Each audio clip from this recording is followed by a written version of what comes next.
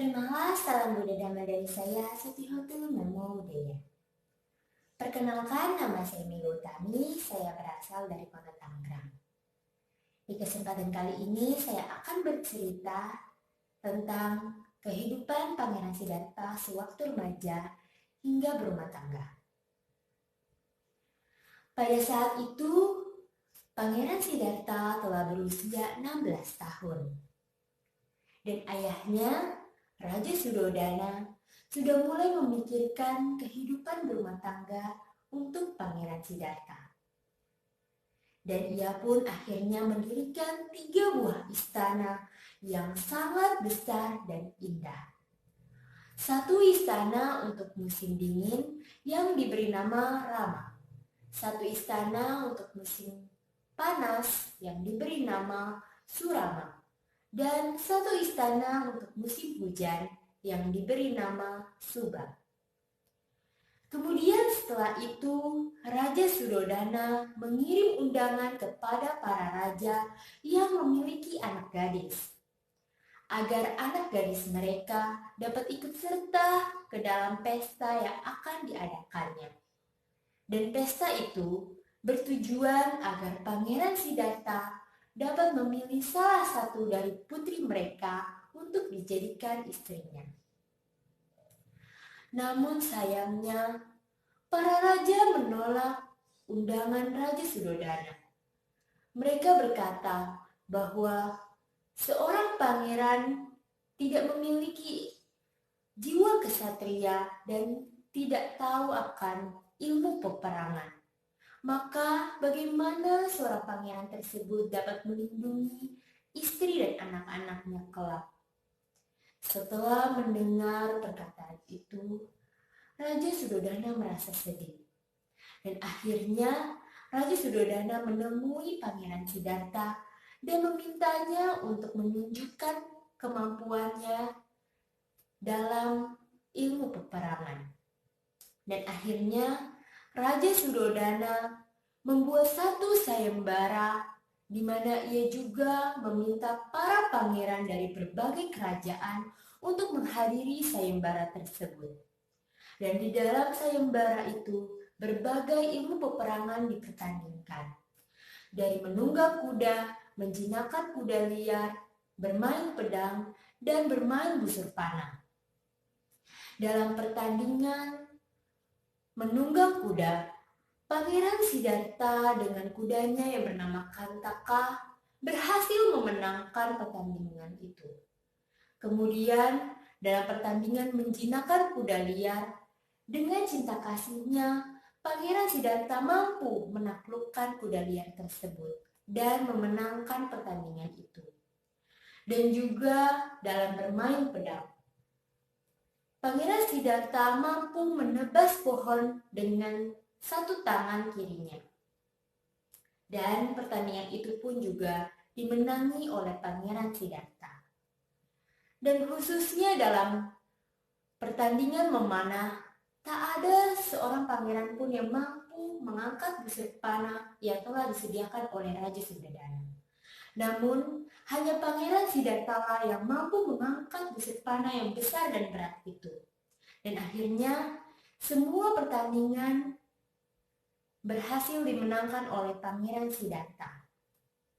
Dan setelah melihat sayembara tersebut, para raja pun merasa kagum akan kehebatan Pangeran Siddhartha.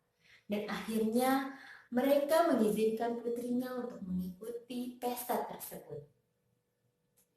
Dan selama pesta itu, Pangeran Siddhartha akhirnya memilih salah satu dari putri mereka. Dan pilihan Pangeran Siddhartha jatuh kepada seorang putri yang bernama Yasodhara.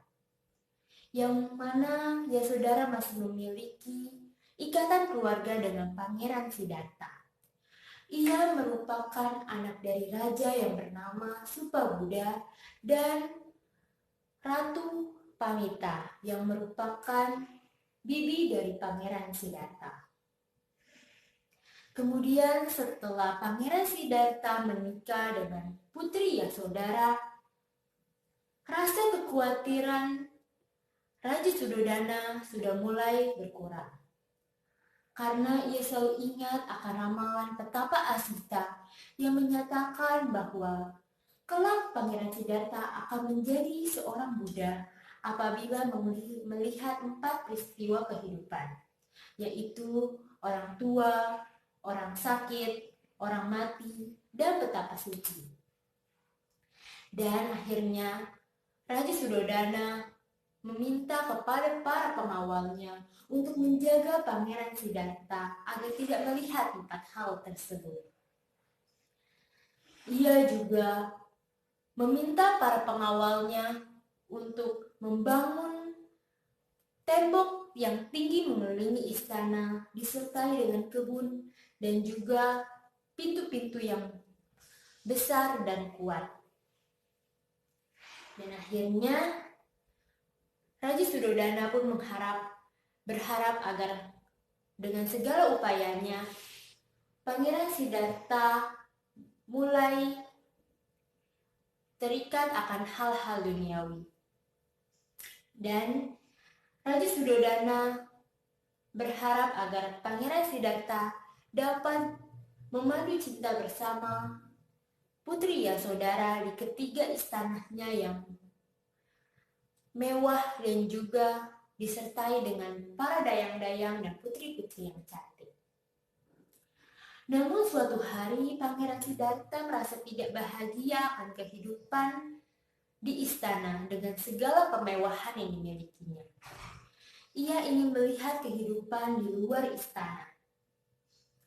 Dan akhirnya Pangeran Siddhartha datang menemui Raja Sudodana dan meminta izin agar dirinya dapat keluar dari istana melihat tata cara kehidupan masyarakat di luar istana yang mana akan ia perintah kelak. Dan setelah mendengar alasan Pangeran Siddhartha yang masuk akal, akhirnya Raja Sudodana mengizinkan Pangeran Siddhartha untuk pergi keluar istana. Namun sebelumnya Raja Sudodana meminta para pengawal dan rakyatnya untuk menghias kota sepanjang perjalanan yang akan ditelusuri oleh Pangeran Siddhartha. Dan setelah selesai, Pangeran Siddhartha pun bersama kusirnya yang bernama Channa diizinkan untuk pergi keluar istana.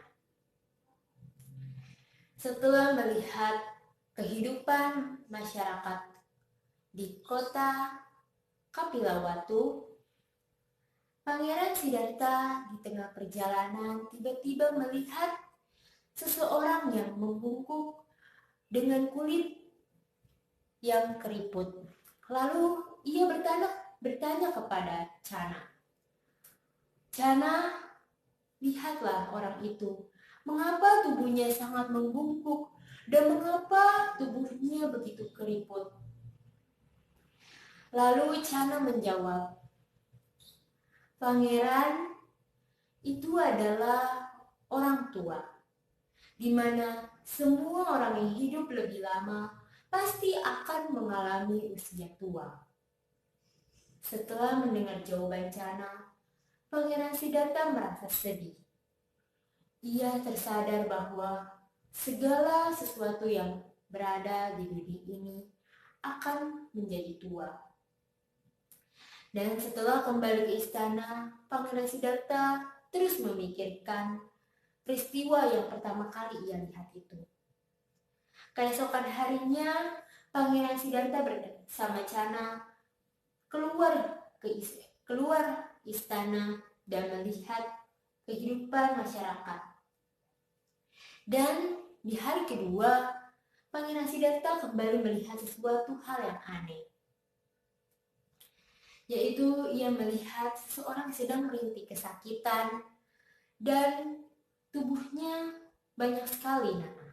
Lalu ia kembali bertanya kepada Channa, "Channa, mengapa orang itu seperti menggigil dan merintih kesakitan? Dan mengapa tubuhnya penuh dengan nanah?" Lalu Channa menjawab bahwa itu adalah orang sakit, di mana semua orang pasti akan mengalami sakit dan tidak akan mampu terhindar dari penyakit. Setelah mendengar hal tersebut, Pangeran Siddhartha bertambah sedih. Dan di hari selanjutnya, di hari ketiga, Pangeran Siddhartha dengan Channa kembali keluar istana untuk melihat masyarakat. Dan di hari ketiga ini, Pangeran Siddhartha kembali bertemu dengan seseorang yang sedang dibawa di atas tanah dan diselimuti oleh kain putih, disertai dengan para kerabatnya yang sedang menangis. Lalu Pangeran Siddhartha kembali bertanya kepada Channa, "Channa, lihatlah, kenapa mereka bersedih dan siapa orang yang ada di balik kain putih itu?" Dan Channa pun menjawab, "Pangeran, itu adalah orang meninggal dan keluarganya sedang menghantarkan mayat itu ke pembakaran." Lalu Pangeran Siddhartha kembali bertanya, "Apakah saya pun akan mengalaminya?" Lalu Channa menjawab, "Tentu Pangeran, semua makhluk hidup yang hidup di dunia ini pasti akan mengalami kematian." Setelah mendengar jawaban dari Channa, rasa sedih Pangeran Siddhartha pun bertambah. Dan di hari keempat, Pangeran Siddhartha dan Channa pun kembali keluar istana. Dan di hari keempat ini, Pangeran Siddhartha melihat seseorang petapa yang memakai jubah berwarna kuning dan juga membawa mangkuk di tangannya. Lalu Pangeran Siddhartha bertanya dan segera menghampiri petapa tersebut. Ia memberi salam kepada petapa tersebut dan bertanya, "Petapa, mengapa kamu terus membawa mangkuk itu setiap hari?" Lalu petapa tersebut menjawab bahwa ia adalah seorang petapa. Ia telah meninggalkan kehidupan duniawi dan ia bertujuan untuk menemukan obat dari peristiwa yang telah dilihat oleh Pangeran Siddhartha. Setelah mendengar jawaban dari petapa yang memiliki tujuan yang sama dengan Pangeran Siddhartha pun akhirnya memiliki keinginan untuk menjadi seorang petapa, untuk mencari obat kebahagiaan yang sejati.